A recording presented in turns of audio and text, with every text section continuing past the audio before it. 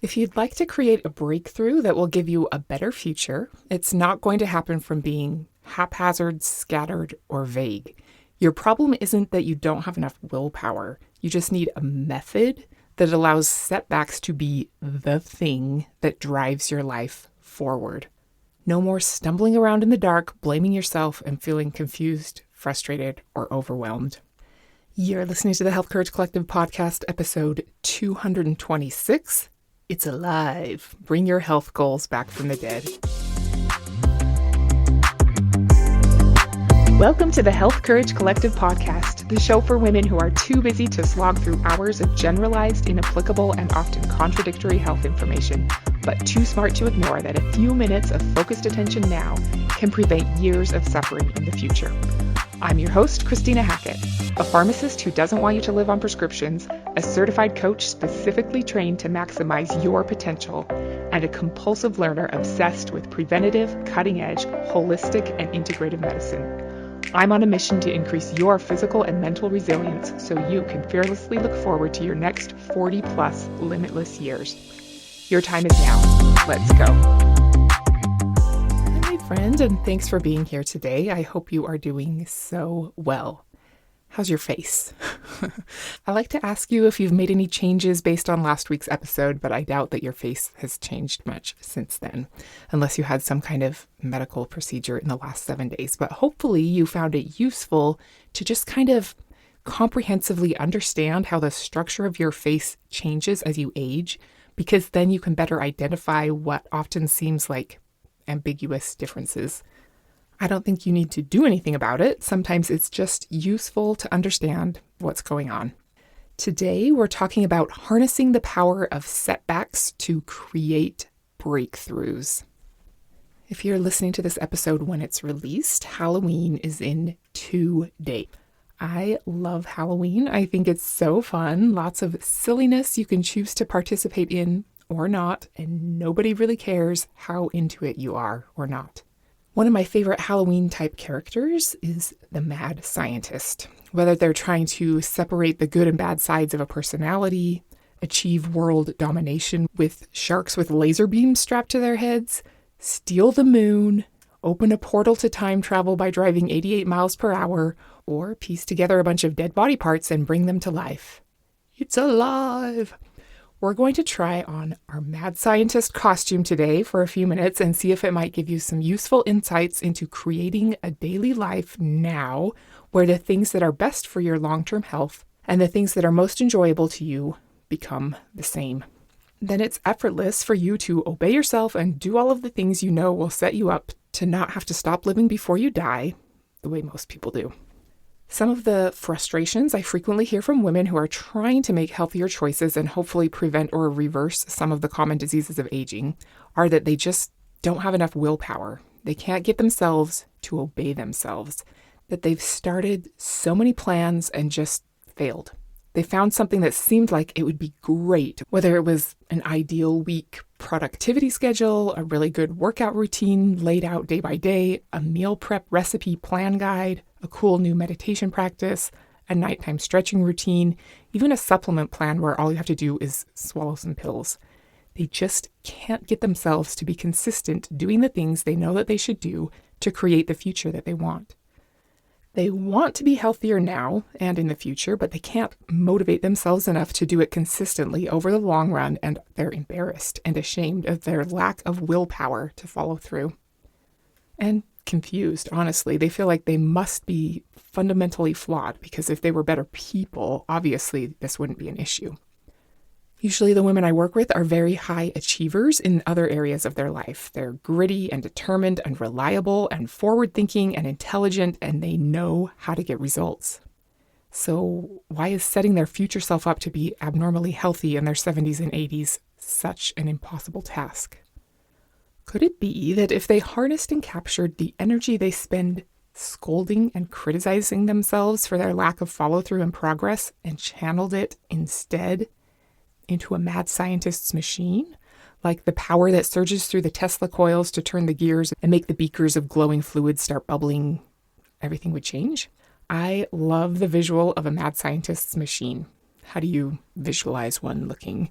I think of it kind of like a Rube Goldberg machine, like on Wallace and Gromit, if you've seen that, but with a Jacob's ladder and electrical coils, sparks flying, chemicals reacting, gears turning, buttons and levers and dials. Nothing seems to go together, but it all works to create the desired result. If someone asked you, how would you describe a good scientist versus a poor scientist? I think the most fundamental trait of someone who is a bad scientist, not a mad scientist, but a bad scientist, is that they are biased. They are unable to reach true and valid conclusions because they aren't willing to evaluate data objectively. They don't follow a dispassionate methodology that can lead them to accurate conclusions. Whereas a good scientist is open-minded, unbiased, honest, curious, and methodical. They know how to use the scientific method to draw accurate, unbiased conclusions from the data that they emotionlessly observe. We'll talk about what is probably the biggest warning sign of a bad scientist in a minute. One of my favorite scientists is Rosalind Franklin. We talked about her in episode 124, What to Know About Your Exposome. She was the actual genius behind the discovery of the three-dimensional shape of DNA in the early 50s. But she never got the credit for it. So lame. Sadly, she died when she was only 37, probably from exposure to X-rays doing her research. Anyway, she once said, "Science and everyday life cannot and should not be separated." That makes me happy. So let's explore the idea of applying the scientific method to your everyday life and see if it can get you unstuck and give you more of what you want. The first part of the scientific method is to have an objective. You have to be clear about what exactly you're trying to create or discover. Just trying to be healthier is not a clear enough objective. No wonder it's so hard to get a handle on your behaviors. Reliably keeping your blood pressure under 119/79 is much more clear. Taking your lean muscle mass from 89 pounds to 112 pounds is very clear. The first part of a clear objective is knowing your starting place. And in the scientific method, it's never a moral judgment, it's just data. Fasting blood sugar over 100, VO2 max in the bottom quartile, bone density Z-score of -2.4, average of 1 day of exercise per week, consistency of eating 2 healthy lunches per month. Those are all huge predictors of impending death and debility, but they're not a moral pronouncement of virtue or lack thereof. They're just a starting point that can direct the experimental tactics you might want to pursue to correct them, should you choose to want to. They're part of a dispassionate observation of the facts. Unemotional observation is imperative. Gather the data that will help you invent or discover your objective. Be honest and accurate. The next step is to form a hypothesis. A good scientist does a lot of research and relies on the conclusions formed by pioneering scientists that went before her to come up with her hypothesis. Your hypothesis is your best guess as to why things are happening the way they are. Why is the data you have observed the current result? Why might your blood pressure be elevated? Why is your fasting blood sugar over 100? Why is your bone density so much lower than the average for your age? Why is your aerobic capacity in the bottom percentage of people? What factors are causing you to only exercise for 1 day per week or only reliably have 2 healthy lunches per month? Research what might be the causes, what other scientists have tested and concluded, what the experts say, and then form a hypothesis. Step 3 is to create an experiment to test your hypothesis, to do some kind of intervention where you do something differently for a set period of time and then measure your data again at the end. Something that I think is so helpful with running an experiment is not only that you have a very specific behavior that you're doing and a way to measure data to see if it's working, which is huge, but that it's for a specific period of time. So you're not just doing this nebulous thing of trying to be healthier, which who even knows what that means or what specifically to do or how you'll even know if you've succeeded or not, but that you do the specific thing for a predetermined period of time. I think that feels a lot less daunting. The more specific you can be, the better. You are going to lift weights by using the Nautilus machines at the gym because you haven't been trained yet on how to lift barbells correctly. You're going to do it on Mondays and Thursdays at 7:20 a.m. You're going to write down the exercises you do.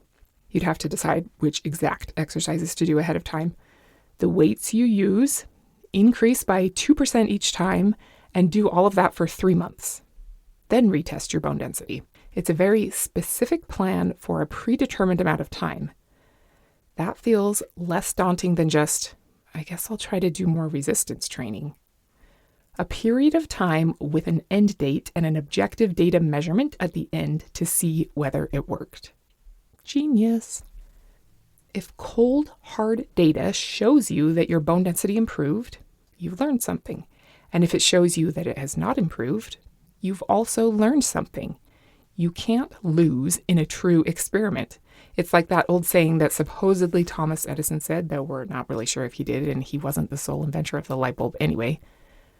I have not failed. I have just found 10,000 ways that don't work.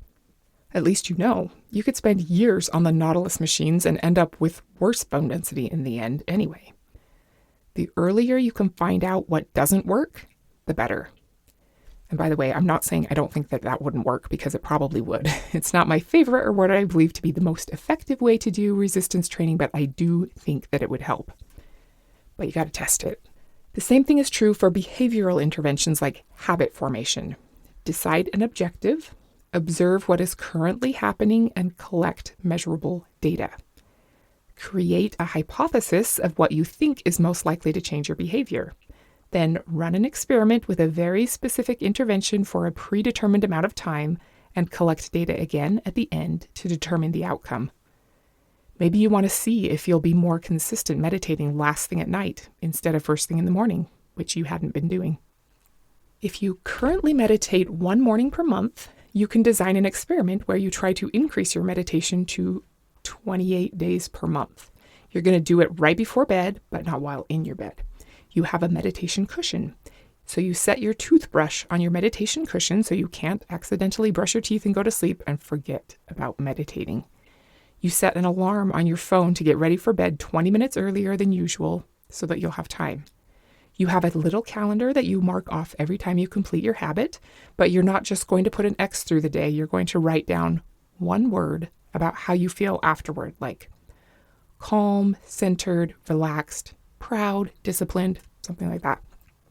Then you run your experiment for 30 days and figure out whether those things created the result you were after or not. It's an experiment, so you can't lose. Either you find a way to create the result you want, or you now know a strategy that will not work. Or you learn more. Maybe something kind of works but needs some tweaking. I think it's pretty true to how laboratory science experiments work. Almost, but not quite. Then you try again.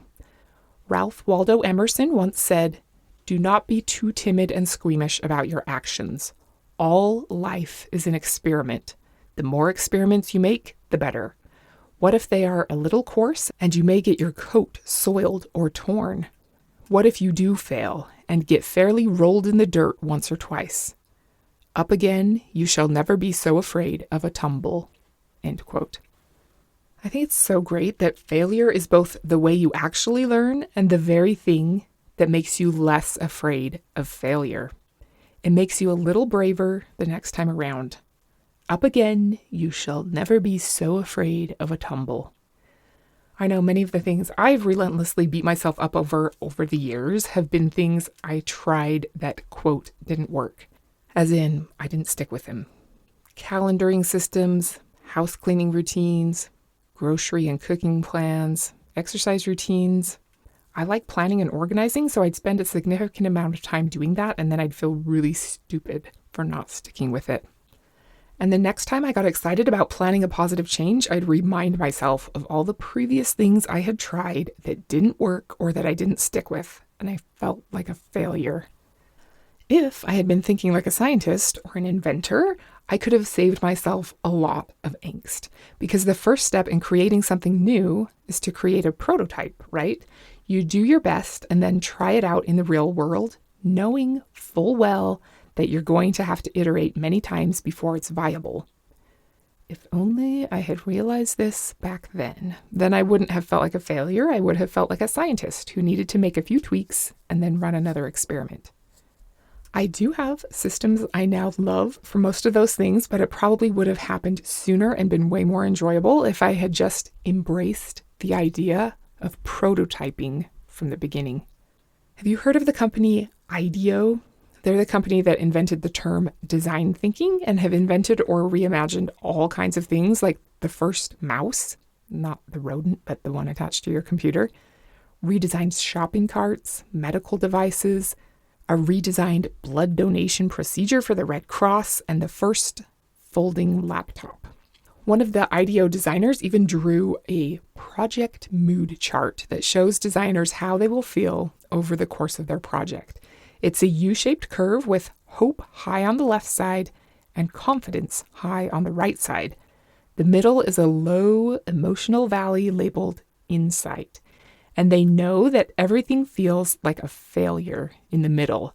They all know that there's an inevitable phase of hardship, dejection, toil, and frustration in the middle. That's how it's supposed to be, which is probably a big part of why they are world class. So, what do you think would be the biggest red flag of someone who is not a good scientist? An easy way to tell that they are not committed to true inquiry and the scientific method. Yeah, it would be if everything worked perfectly from the beginning every time. Everything they thought would work did. Everything they tried turned out great. They got it right on the first try every time. That would be a clear warning sign that something is majorly wrong. They can't be a true scientist. If everything goes perfectly, they must be biased or untruthful or unscientific or not actually attempting to achieve world domination. Yet, isn't that what most of us want or expect from ourselves? For everything to go perfectly on the first try? Can you see how crazy it is? As Emerson said, all life is an experiment. The more experiments, the better.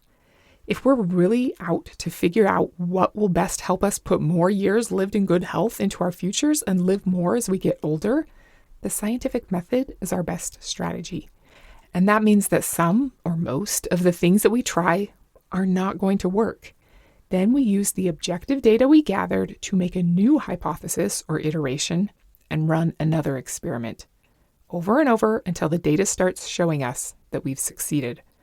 Our monster is alive. We stole the moon and traveled to 2015 where skateboards hover and your shoelaces tie themselves.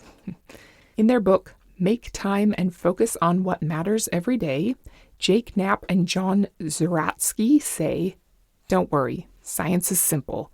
Sure, some of it, particle accelerators, astrophysics, photon torpedoes, can be a little tricky, but the scientific method itself is straightforward. 1. Observe what's going on.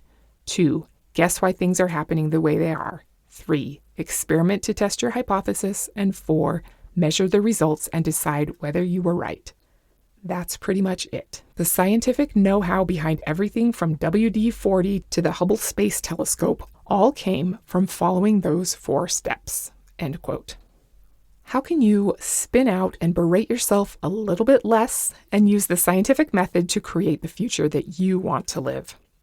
Whether you're trying a new supplement, trying to build muscle mass, lower your blood pressure, protect your brain, eat more vegetables, find an exercise routine that sticks, or anything else, thinking like a scientist takes a lot of the confusion and emotion out of the things that you try.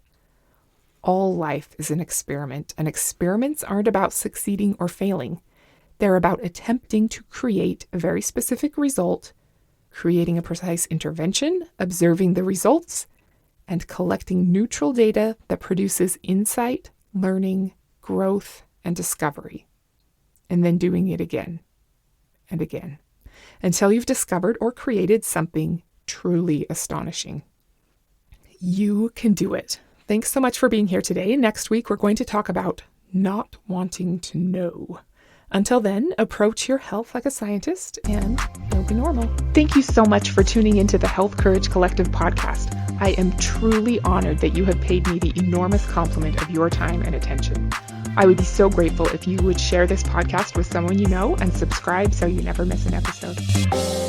This podcast is for entertainment and information purposes only. Statements and views on this podcast are not medical advice. This podcast, including Christina Hackett and producers, disclaim responsibility for any possible adverse events by use of information contained herein. If you think you have a medical problem, consult a licensed physician.